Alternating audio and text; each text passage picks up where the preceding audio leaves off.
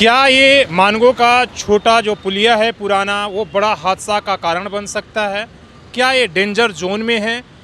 और क्या इस पर बड़ी गाड़ियां, खासकर 4 चक्का और 3 चक्का नहीं चलना चाहिए?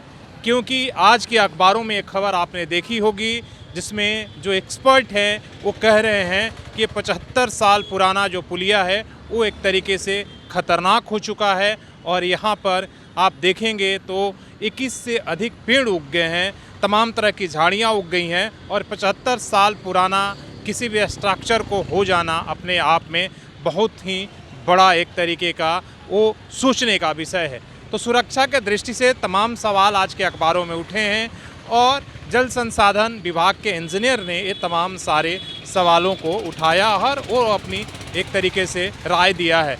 आप देखेंगे जहाँ तक पेड़ के सवाल है तो इस पुलिया पर 21 से अधिक पेड़ हैं, और वो बात सच है। जब जहाँ तहाँ दरारें पड़ी हुई हैं उसमें भी कहीं सच्चाई जो है उसको आप झुठलाया नहीं जा सकता। और 75 साल पहले ये पुल बना था, मतलब एक लंबा समय हो गया था।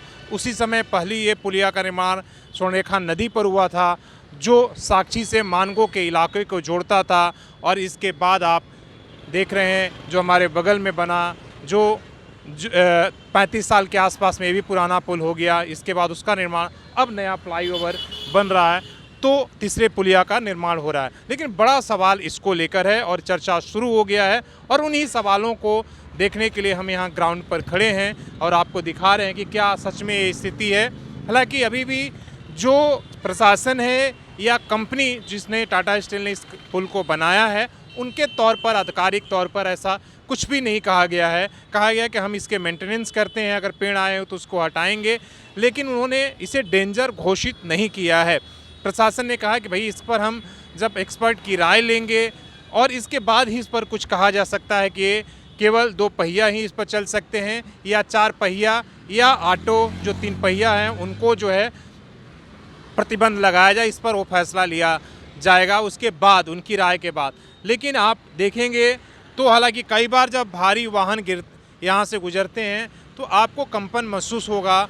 और एक तरीके से सवाल यह है कि कोई अगर 75 साल पुराना अगर हो जाता है स्ट्रक्चर, तो उसे क्या समय समय पर सुरक्षा दृष्टि को ध्यान में रखते हुए जांच करती रहनी चाहिए। उसकी मजबूती को लेकर जैसे उन्होंने कई सवाल उठाया है कि देखिए इस पुल के निर्माण में 16 mm के आसपास में जो रड है, लोहा है, उसका इस्तेमाल हुआ है, और जंग खाकर वो 8 mm के आसपास में हो गए हैं। मतलब इसकी जो ताकत है वो कमज़ोर हो गई है। और उसके हिसाब से रखते हुए जो ये बड़े वाहन हैं, 4 चक्का, वो कार हो या ये जो ऑटो सवारी गाड़ियां हैं जो आप देख रहे हैं बेधड़क जा रही हैं, इसलिए कि ये पुल जाम हो जाता है तो लोग शॉर्टकट में इधर से आने और जाने दोनों काम करते हैं, तो वो कहीं ना कहीं ख़तरनाक साबित होता है। वो तमाम तरह के सवाल, हमें लगता है इन सवालों को गंभीरता से वो जिला प्रशासन हो या कंपनी, उसकी जांच होनी चाहिए सरकार के स्तर पर।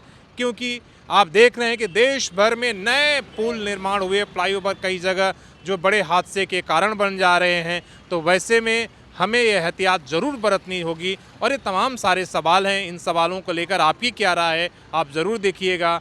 जहाँ तक आप देखेंगे तो कुछ बड़े पेड़ आपको दिखेंगे कि जो पुल के नीचे पाए तक उनके जड़ गए हैं, वो पीपल का हो या बरगद का पेड़ हो, इसलिए कि इन पेड़ों को आसानी से आप नहीं जो है हटा सकते हैं और कह सकते हैं। और कहा जा रहा है कि 21 के आसपास में ऐसे पेड़ स्ट्रक्चर हैं। जैसे आप देखेंगे ये जो पेड़ है आप काफ़ी पुराना है और काफ़ी मजबूत है, इसको बड़ी आसानी से इनके जड़ का जो है आप तन तो काट सकते हैं, लेकिन इनके जड़ें जो है वो पूरे पुल के स्ट्रक्चर में अंदर तक घुसे हुए हैं और जो कमज़ोर कर रहे हैं, जो पानी रिसाव का कारण बन रहा है। और जिस तरीके से बारिश हो रही है, नदी का जलस्तर बढ़ रहा है, तो तमाम तरह की चीज़ें जो है एक तरीके से इसको आप नज़रअंदाज नहीं कर सकते हैं। तो ये आज का बड़ा सवाल था, इस पर ज़रूर आप अपनी राय दीजिएगा। धन्यवाद।